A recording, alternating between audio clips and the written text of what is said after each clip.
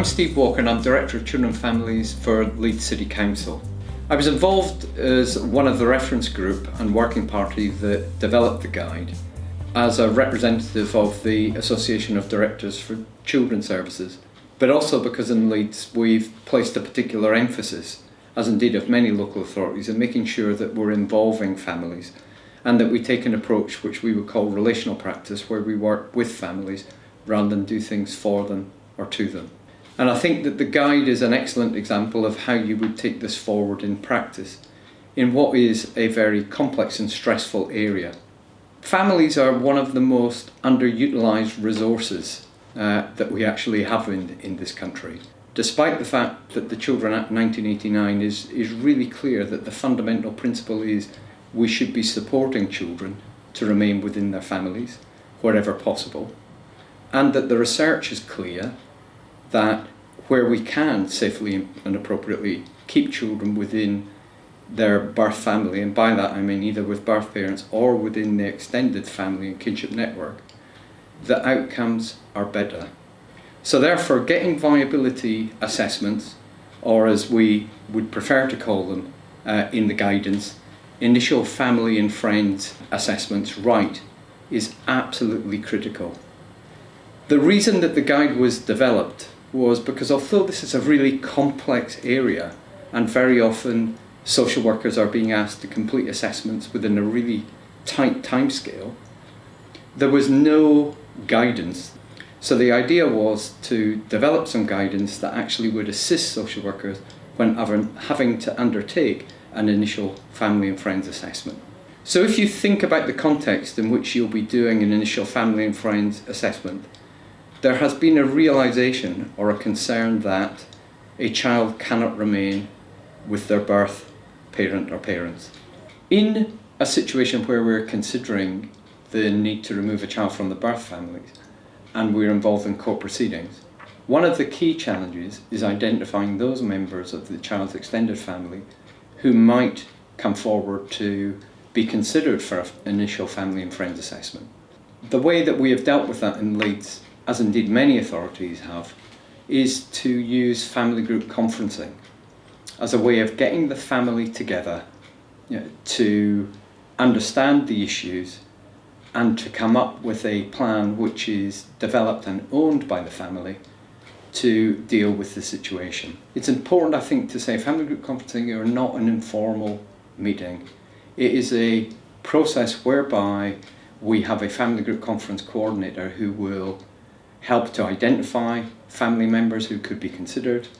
will contact those family members, will facilitate them coming to the meeting because some of them may be coming from other parts of the country, will bring them together, explain the process, and then meet with the social worker to discuss the nature of the problem. At the end of that process, what we found is the family will decide those family members that they think would be most suitable to care for the child, and therefore that initial bit of, goodness me, we've now got a family network of 14, 15, 16 people, are we doing a initial family and friends assessment of all of them? Actually, if the family can work together and just agree 4 or 5 people, that means that we're only going to be doing assessments on that number. And a very useful way, because it keeps the family involved and to some extent in control of the process, because it is the family who decide the members that they would like to put forward. But even where we do that work and through the family group conference identify family members who we think could be, and I think it's important to say about that initial assessment, it's only could be a long-term option for the child, we need to complete those assessments very quickly. The family themselves may not have been aware of long-standing problems, or that those problems had got to the extent where it's not going to be possible to keep the child within the family. So they are going to be trying to cope with that, as well as thinking, what does it mean for me to put myself forward as a long-term carer? What the guidance does is provide a framework for practitioners to help families to work through those issues, because we need to do that quickly because of not simply court timescales, but to avoid delay for children and young people. But we need to make sure that families are given the right information, that they understand the needs of the child, they understand exactly the commitment they will be given, and that they understand the support that is available. As part of that, we need to assess and have an idea of what support they might need. At the end of the initial assessment, what we are doing is making a recommendation to the court that this family member or these family members should go forward for further assessment. So it's not the end of the process, but it's a very important beginning. So we would be urging practitioners to use this guidance. It's not compulsory, and it would not be something that we would be advocating using in a dogmatic way, but it is a framework that will actually make sure that if you use it in the right way, that we're engaging with families early and we're involving them properly in the process. And that helps everybody. It helps the family by making sure they're involved and can make a considered decision. It helps the child because we're doing that in a way that when we get the matter into court,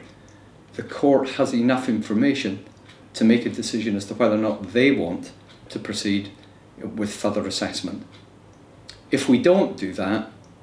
what you get is a situation where the court asks for the assessment to be redone, and therefore that results in more stress for the family, more delay for the child or young person, and actually, if we're being honest, more stress for social workers and team managers within the organisation. So we hope that this guidance will be helpful. We would really urge you to use it because we do need to support families through what is a very complex and difficult process. And we think the guidance will help you to do that.